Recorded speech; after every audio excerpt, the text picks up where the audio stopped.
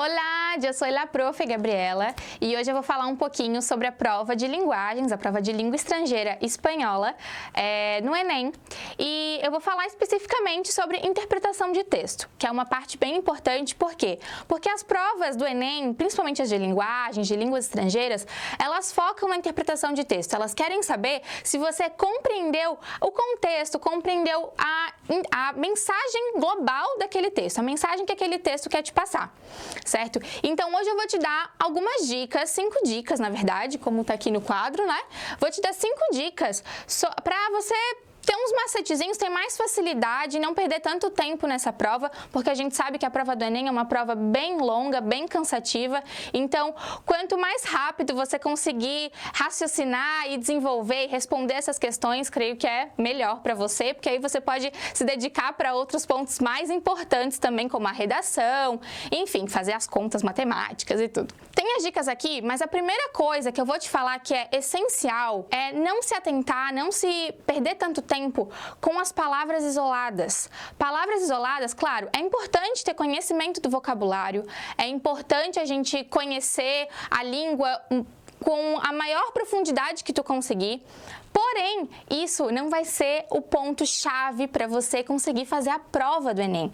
Para fazer a prova do Enem é importante entender o contexto, a contextualização, interpretar aquele texto realmente. Por isso, não se atente, não se apegue a palavras isoladas. Não entendeu aquela palavrinha? Não importa. Lê a frase completa, lê a oração completa, o parágrafo completo. Entendeu a mensagem? Isso aí já é meio caminho andado, pode ter certeza. Agora, eu vou falar para vocês algumas diquinhas assim mais pontuais para conseguir interpretar o texto de uma forma mais fácil, mais tranquila, beleza? Bom, a primeira dica que está aqui no quadro é ler o enunciado com muita atenção.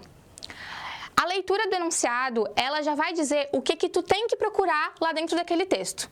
Se tem que procurar alguma coisa específica. Às vezes, o texto que ele introduz a questão, na verdade, ele é um texto mais de contextualização. E, às vezes, nem sempre a questão mesmo vai falar sobre, vai perguntar uma coisa específica do texto, mas sim daquele contexto que ele está inserido. Deu para entender? Espero que sim. Então, lê o enunciado, a primeira coisa. Pegou a questão, pegou a prova de linguagens, lê o enunciado com muita atenção.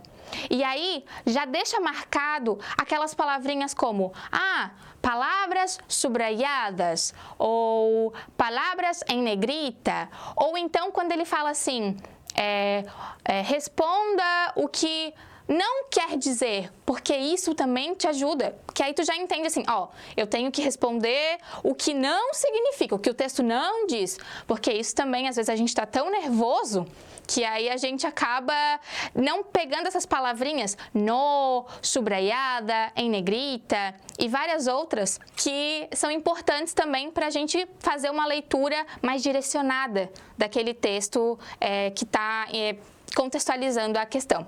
Beleza? Então, a primeira dica é leia o enunciado com muita atenção. Muita atenção. Beleza? Então, vamos para a segunda dica. A segunda dica é identificar o gênero textual que é o texto. Por quê? Mas só identificar o gênero, o que isso vai mudar na minha vida? Porque eu preciso entender só a mensagem. Mas é interessante saber o gênero, porque com o gênero você vai conseguir compreender com mais facilidade qual a intencionalidade do autor daquele texto. Se for um gênero crítica, você vai entender já com mais facilidade que aquele texto está criticando algo. Se for um e-mail, não sei, você sabe que ele está se direcionando a alguém. Se for um texto dissertativo, como na redação, aí você já vai entender que ele está dissertando sobre alguma coisa, falando sobre alguma coisa sem colocar opinião. Então, entender o gênero já é meio caminho andado também para conseguir compreender e interpretar o texto para responder com mais facilidade as questões. Outro ponto também, em espanhol, isso é bem importante. Entender o gênero textual também nos ajuda a compreender se o autor está falando de uma forma mais formal, o uso mais formal da língua, ou se ele está com um uso mais informal da língua. E o que isso difere uma da coisa da outra? Porque nas questões, geralmente elas são interpretação de texto. E aí, vai que cai alguma questão perguntando se ele está se direcionando com mais formalidade ou mais informalidade ao locutor. Isso é importante saber. E como a gente identifica isso? Geralmente é com conjugação verbal. Conjugação verbal em espanhol é bem específica. Quando o verbo está conjugado em os te, a gente sabe que trata-se de mais formalidade. Agora, quando o verbo está conjugado em tu ou até mesmo em vos, a gente já sabe que é mais informal. O texto, a pessoa está tratando o interlocutor, né, com mais interlocutor com mais informalidade. Então, isso é bem importante a gente também ficar ligado na conjugação dos verbos para a gente entender se o texto é mais formal, informal, para quem que o autor está se dirigindo, o que ele quer dizer com aquela mensagem. E aí, entender tudo isso, o gênero e ficar atento a esses pontos é bem importante. A dica número 3 é ler as alternativas com muita atenção. Ai, mas isso é meio óbvio, né? Que a gente tem que ler a prova inteira com atenção. Mas é porque com a leitura das alternativas, a gente consegue eliminar aquelas questões que são muito absurdas. Já olha assim, que a gente olha de cara e pensa, nossa, isso aqui nunca pode ser a resposta. Então, a gente já consegue fazer por eliminação e aí fica mais fácil da gente achar a resposta correta e se sair super bem na prova de linguagens, né? Essa é tranquila, né? Essa dica é praxe.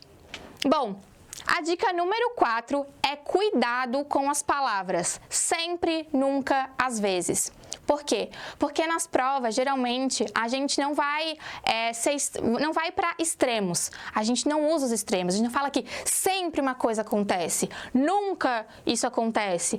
E também essa instabilidade de, às vezes, essa incerteza, também não é uma característica das provas. Elas dão como eu posso dizer, uma segurança, uma certeza de alguma coisa, mas não com essas palavras tão enfáticas. Então, fica atento quando aparecer esse tipo de palavra, sempre, nunca, às vezes, é importante. Recorre ao texto, dá uma lida de novo. Será mesmo que o autor está dizendo que sempre isso acontece? Sempre é assim?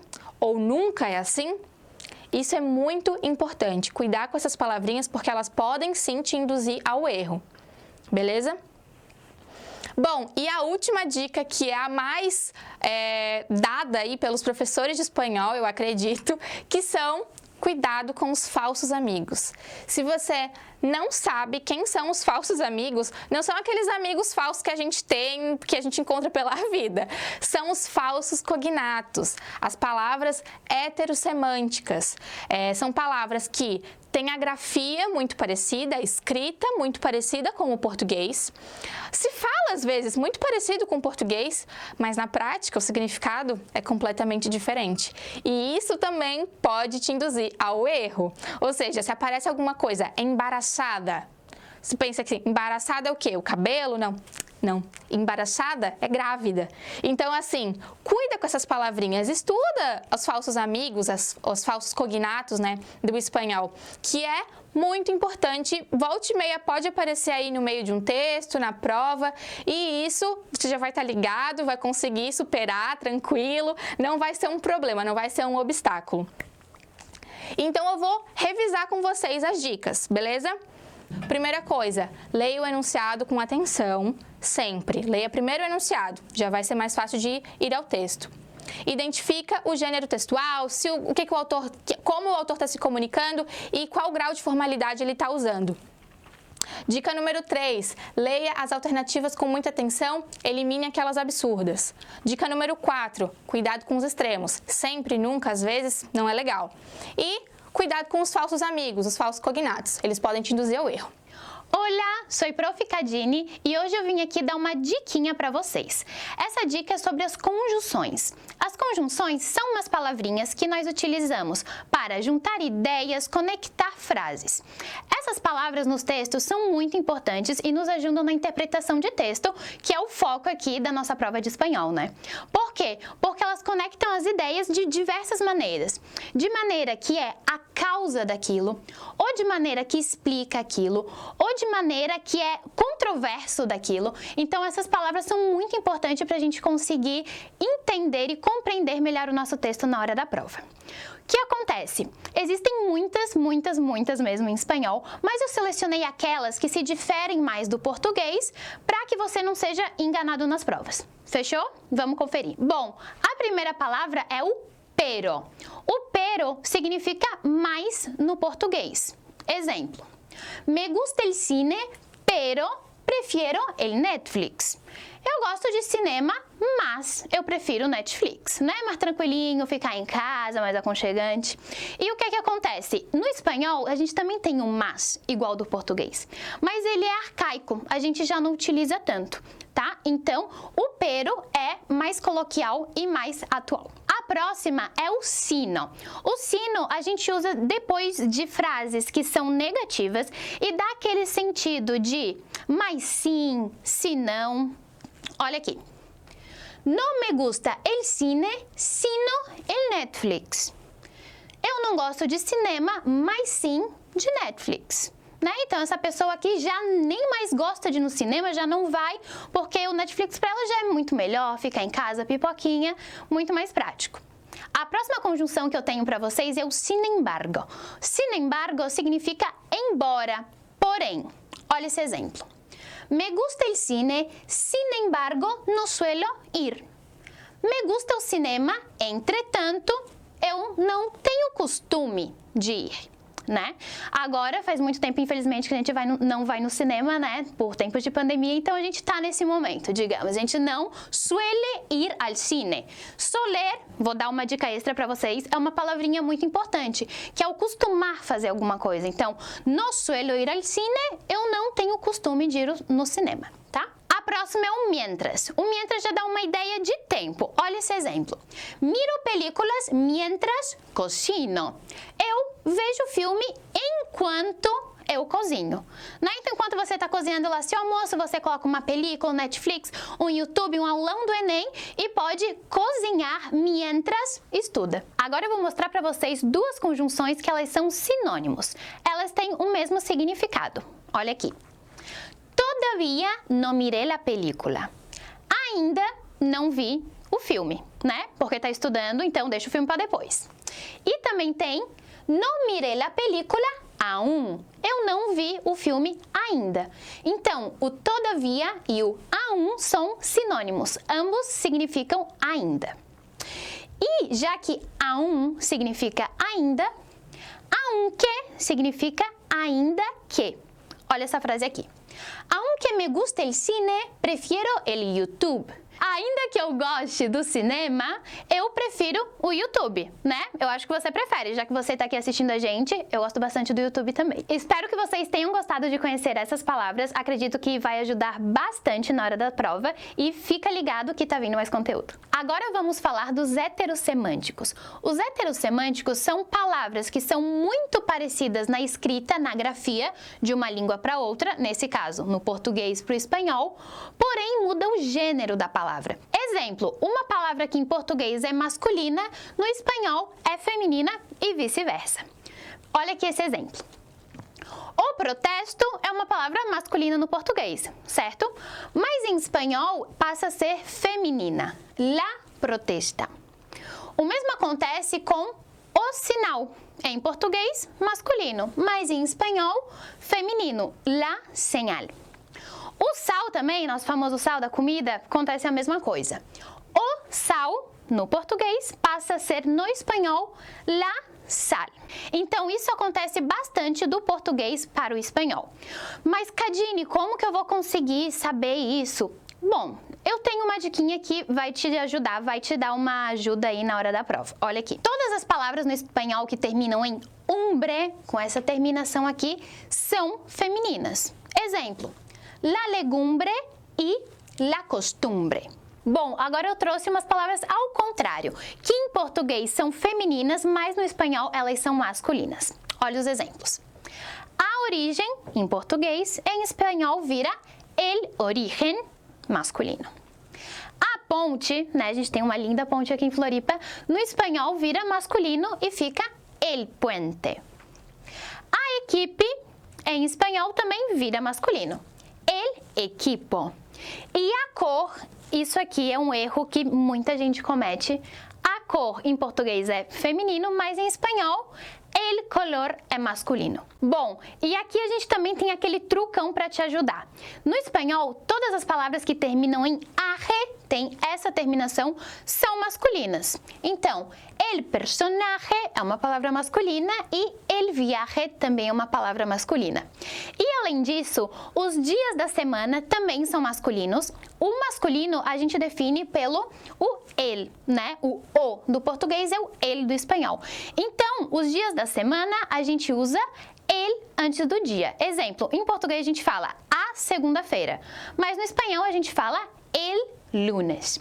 Ou a terça-feira, em espanhol, el martes. E o mesmo passa com os meses do ano. A gente fala el noviembre, el agosto, el julio. Bom, fiquem atentos a essas mudanças, hein? Espero que vocês tenham gostado das dicas e fiquem de olho no próximo conteúdo. Oi, gente! Então agora a gente vai trabalhar um pouquinho o contraste entre o pretérito simples e o pretérito composto do espanhol.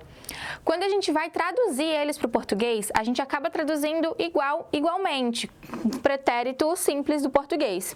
Porque em português a gente não tem a parte composta, né? Um pretérito composto.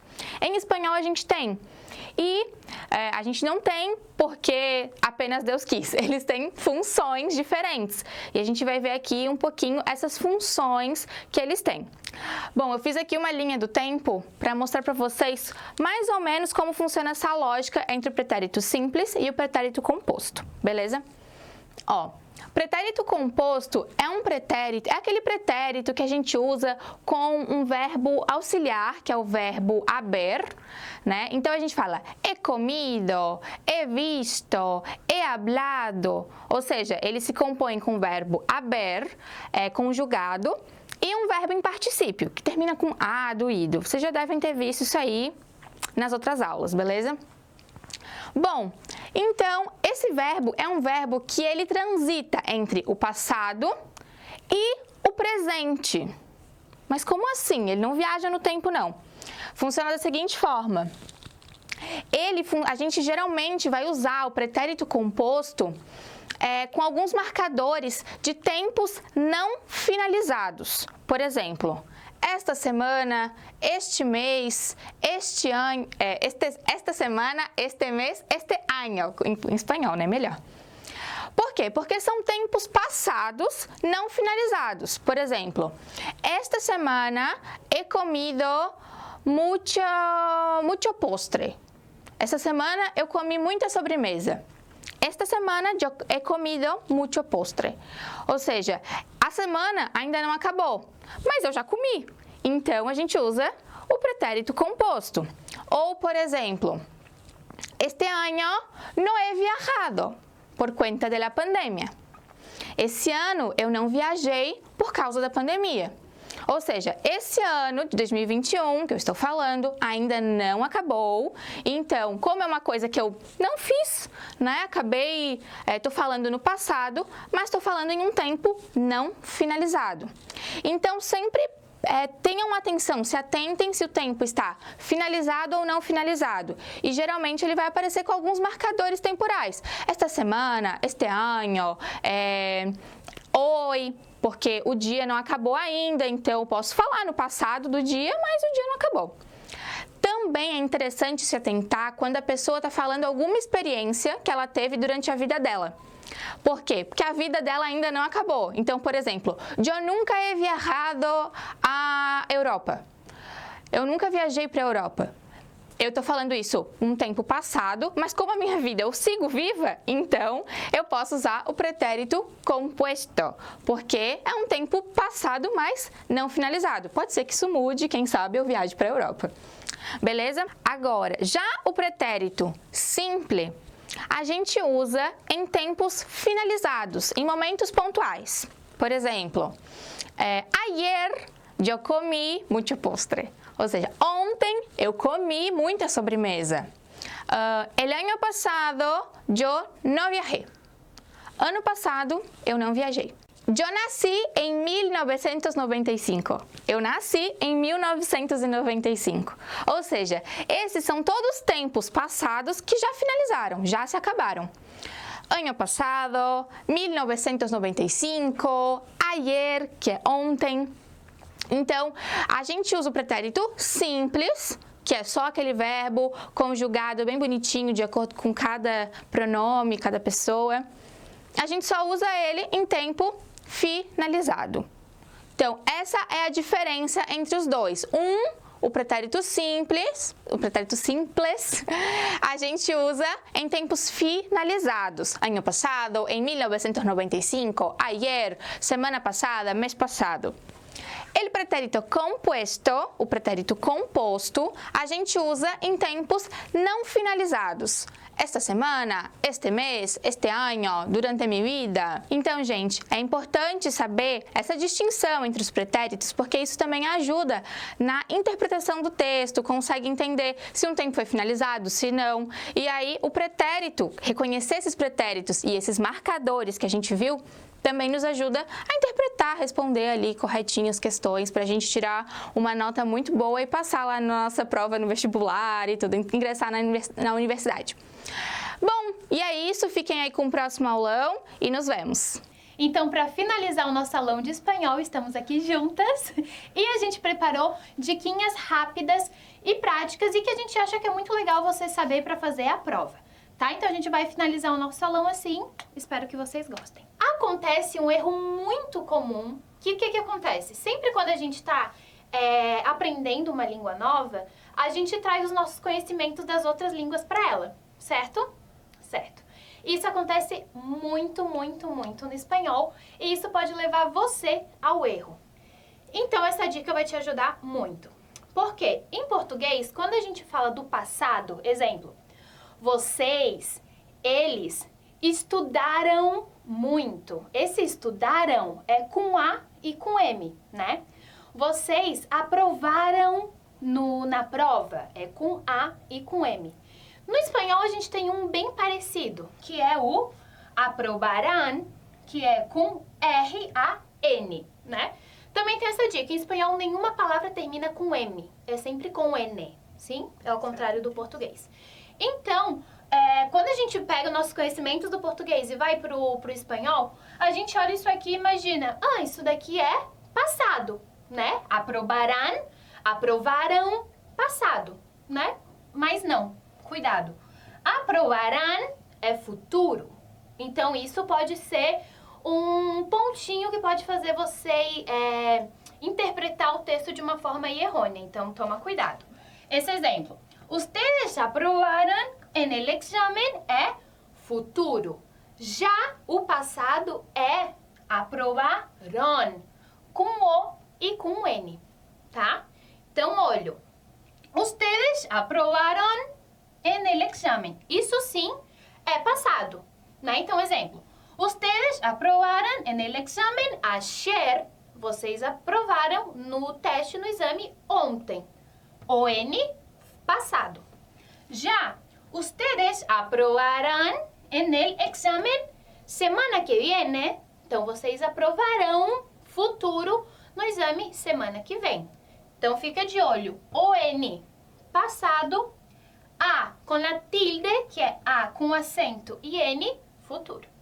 Aí, com essa dica, vocês aprobarán en el Enem. É verdade. A próxima dica, que vai ser muito boa também para interpretação, ajuda bastante, são essas palavrinhas aqui, tu, ele, si, que tem duas formas, né? Uma com acento e uma sem acento. Mas qual é a diferença delas? Vou explicar para vocês.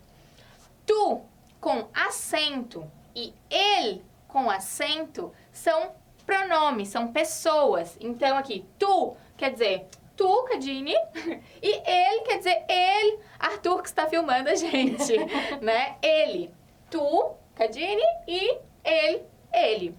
Agora, tu, sem acento, quer dizer um possessivo, um adjetivo possessivo. Ou seja, eu posso falar, tu mochila está en el suelo. Tua mochila está no chão. Sem acento. E ele, sem acento, é O é um artigo. Então, eu posso falar, el dia está muy bonito. O dia está muito bonito. El, sem acento. E se. Este se, que tem acento, quer dizer sim, uma resposta positiva. Já o se, que não leva acento, é uma hipótese, uma condição, assim. Se llueve, não vou sair. Se chove, não vou sair. Beleza? Então, se atentem a isso. Tu, com acento, é pessoa. Tu, sem acento, um possessivo.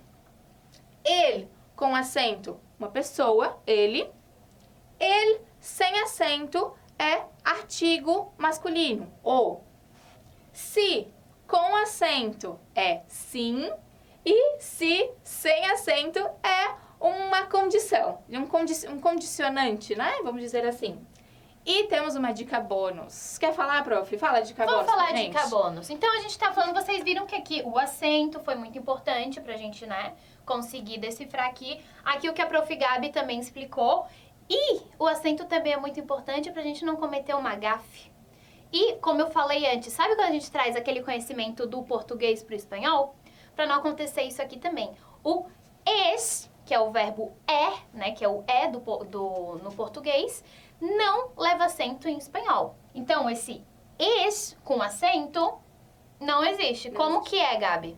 Es é sem acento, gente. Simples. Simplifica. Es de o verbo ser, né? Então, o que eu vou falar? Ele es muy guapo. Ele é muito bonito. É ele com acento e es sem acento, gente. Pelo amor de Deus. Top essas dicas, né? Com essas dicas, vocês aprovarão no Enem. Eu tenho certeza. E essas diquinhas aí foram rápidas, mas para vocês se aprofundarem mais, estudarem mais, aqui embaixo vai ter e-book e vai ter simulado para vocês com certeza aprovarem. E vocês aprovarão seguro. É isso, gente. Boa prova, estudem bastante e adeus! Adeus!